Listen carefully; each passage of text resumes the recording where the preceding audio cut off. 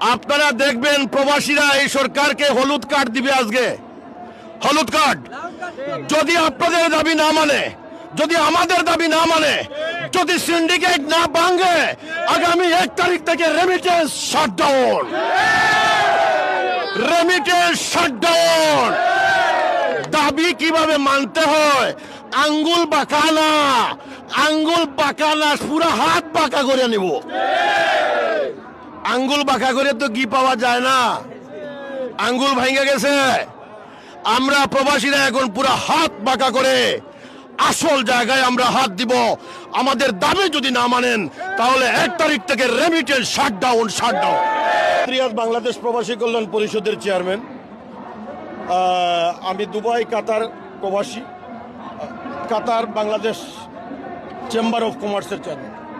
আমরা প্রবাসীরা remittance shutdown করে দিব।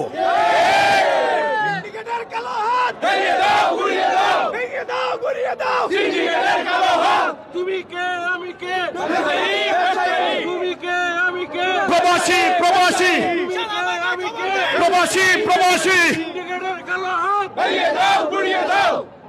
বন্ধুগণ, এই সিন্ডিকেট, আপনাদের এই বিক্ষোভ, আপনাদের এই মানববন্ধন, যত কিছু করেন এদের টনক লড়বে না। আপনারা আমার ফেসবুক আইডিতে যাবেন, পেজ আহমদ রিয়াজ। আমাদের ক্লিয়ার কথা যে প্রবাসীরা বাংলাদেশে আসবে, নিজের জন্য একটা মোবাইল, পরিবারের জন্য 3টা মোবাইল। কোনো বিএমইটি কার্ড, টিএমইটি কার্ড আমাদের দরকার নাই। বাংলাদেশে আসার পরে প্রবাসীরা 2 মাস থাকবে না, 7 মাস থাকবে না, 8 মাস থাকবে, সেটা তার বিষয়। কয়দিন থাকবে সেটা নির্ধারণ করে দেওয়ার ক্ষমতা কারো নেই।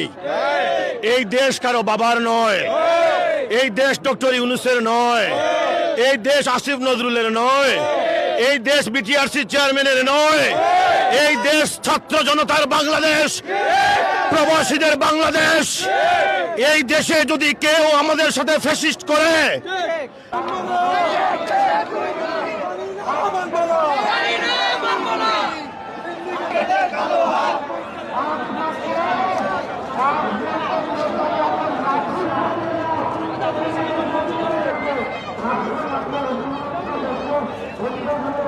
এই ডাকাত যাওয়ার আগে বাংলাদেশের এই মোবাইল খাতকে ধ্বংস করতে চায়, আমরা প্রতিহত করতে হবে।